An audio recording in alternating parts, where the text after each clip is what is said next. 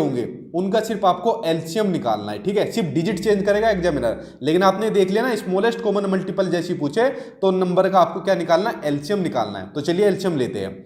LCM आपका लेना है 36 का, 54 का और 60 का। एलसीएम लेते हैं अब इसका।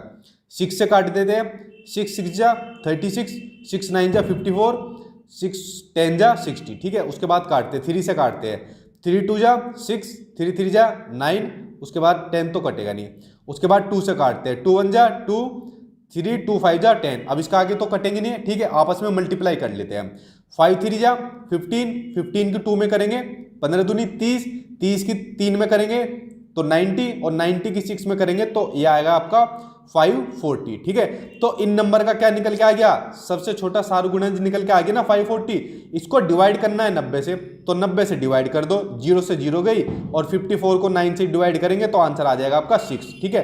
तो ऑप्शन जो 4th है वो इसके अंदर आपका आंसर आ जाएगा 6, ठीक है। अब क्वेश्चन को आप समझे, जब भी क्वेश्चन में पूछे सबसे स्मॉलेस्ट कॉमन मल्टीपल तो नंबर का हमेशा आपको क्या लेना है, एलसीएम लेना है। और जब पूछे हाईएस्ट कॉमन, ठीक है, ये तो स्मॉलेस्ट हो गया, जब पूछे हाईएस्ट कॉमन मल्टीपल तो उन नंबर का आपको एचसीएफ लेना है। एचसीएफ वाला क्वेश्चन मैं आपको नेक्स्ट वीडियो में बताऊंगा। आज आपका ये पार्ट 1 है, जो पार्ट 2 है इसके बाद मेरे चैनल पर आपको जल्दी मिल जाएगा। टोटल 30 क्वेश्चन मैंने लिए, यही से आपको क्वेश्चन आपके एग्जाम में आएंगे, ठीक है। तो पार्ट 1 आज आपका है, पार्ट 2 में मैं आपको एचसीएफ वाला बताऊंगा, और जिसमें दोनों भी आते हैं वो भी नेक्स्ट वीडियो में बताऊंगा, ठीक है। इसलिए चैनल को सब्सक्राइब कर लेना ताकि वो वीडियो आपकी छूटे ना। और मैथ में मैं आपकी गारंटी दिला रहा हूं, ये जो न्यूमेरिकल आते हैं 15 में से पूरे 15 में आपके दिलवाऊंगा, ठीक है, क्योंकि बहुत बेसिक इनका लेवल होता है। नेक्स्ट क्वेश्चन देखते हैं। नेक्स्ट आपका 2 दशमलव संख्याओं के योग की संकल्पना को पढ़ाने के लिए निम्नलिखित में से शिक्षण अधिगम का कौन सा साधन सर्वाधिक उपयुक्त है। देखो अब इसमें समझने वाली चीज है, नीचे आपको दिया हुआ है, ये देखिए मैं इमेज के थ्रू आपको दिखाता हूं। पहले देखते हैं ऑप्शन को, आंसर बाद में देखेंगे। ये होता है आपका एबेकस, ये होता है आपका जियो बोर्ड, ये होता है आपका ग्राफ पेपर। इनको जानना जरूरी है। पहले क्या होता है देखो, ये होता है आपका एबेकस। एबेकस का यूज किस लिए होता है, बेसिक काउंटिंग सिखाने के लिए इसका यूज होता है। जैसे यहाँ पर देखो ये बॉल दिख रही है ना, एक बॉल इधर है, एक बॉल इधर ले आएंगे कि बेटा एक बॉल इधर ले आई तो कितनी हो गया, बच्चा बचाएगा सर 2 बॉल होगी, ठीक है। इनमें से एक बॉल इधर चली गई जाएगी तो बच्चों को क्या बताया जाएगा, घटा के बारे में बताया जाएगा, सब्सट्रैक्शन के बारे में बताया जाएगा। बेसिक काउंटिंग सिखाएंगे कि 1 2 3 4 5 6, तो बेसिक काउंटिंग सिखाने के काम आ गया। प्लेस वैल्यू फेस वैल्यू सिखाने के काम आ जाएगा। तो ये यूज होते हैं आपके एबेकस के, ठीक है, पहला समझे। दूसरा समझते हैं अब जियो बोर्ड। देखिए ये आपको कुछ फिगर्स दी हुई है, जैसे आपका स्क्वायर बना हुआ है, रेक्टेंगल बना हुआ है। तो बेसिकली जियो बोर्ड का यूज होता है बेसिक ज्योमेट्री सिखाने के काम आता है। किसके, बेसिक ज्योमेट्री सिखाने के काम आता है। लेकिन इसके अंदर याद रख लेना सिर्फ 2D शेप्स के बारे में बताया जाता है, ना कि 3D शेप्स के बारे में। 2D शेप्स कौन सी हो गया, आपका स्क्वायर हो गया, रेक्टेंगल हो गया, ठीक है, सर्कल हो गया।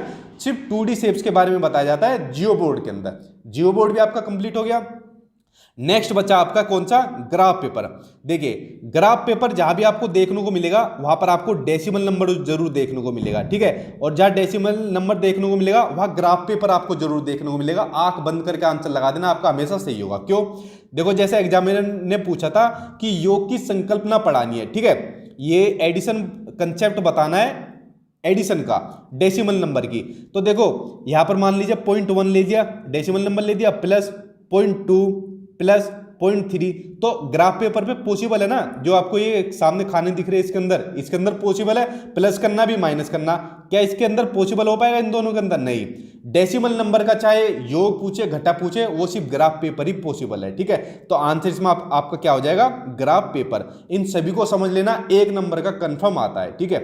और देखिए एक एक क्वेश्चन के ऊपर वेरी वेरी इंपोर्टेंट लिख लेना, आपका पेपर यही से बनेगा। नेक्स्ट आपका क्वेश्चन, 3 सही 1/4 किलोग्राम चीनी से 1/16 किलोग्राम चीनी के कितने पैकेट बनाए जा सकते हैं, ठीक है। कभी कभी सिंपल आ जाता है कि बताइए 1/4 में कितने 1/16, इस तरीके से आपका क्वेश्चन आ जाता है। और देखिए अगर आपको जो लोग पहली बार सीटेट का एग्जाम दे रहे हैं तो भाई प्रीवियस ईयर के क्वेश्चन पेपर आप लोग उठाना, ठीक है। अगर आपने प्रीवियस ईयर के क्वेश्चन पेपर उठाए ना जिसमें आज तक क्वेश्चन पूछे गए सीटेट के अंदर, सेम आपको यही क्वेश्चन मिलेंगे, सिर्फ डिजिट चेंज करी हुई मिलेगी, क्योंकि सिलेबस ही आपका सेम इतना ही है, ठीक है। तो प्रीवियस ईयर के क्वेश्चन पेपर भी आपने कर लिए ना तो आपका सीटेट आराम से पास हो जाएगा।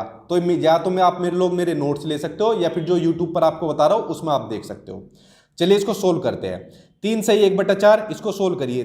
3 की मल्टीप्लाई नीचे वाले से करेंगे कितना हो जाएगा, 12 और ऊपर वाले में एक जोड़ देते हैं, ठीक है, तो हो जाएगा 13/4, ठीक है, 4 तिया 12 और 13, 13/4।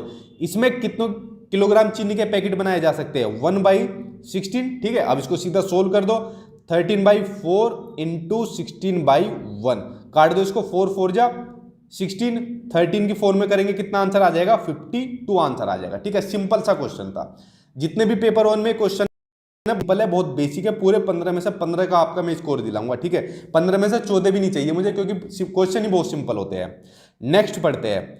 नेक्स्ट आपका एक वर्ग की भुजा 10 सेंटीमीटर है, यानी ठीक है, साइड है किसी स्क्वायर की 10 सेंटीमीटर। यदि वर्ग की भुजा यानी साइड की जो स्क्वायर की जो साइड है उसको दुगुना कर दिया जाए, डबल कर दिया जाए, तो नया परिमाप यानी नया पेरीमीटर कितने गुना हो जाएगा, वो आपको बताना है। अब क्वेश्चन समझो जरा। पहले ले लेते हैं स्क्वायर। स्क्वायर क्या होता है? जिसकी सभी साइड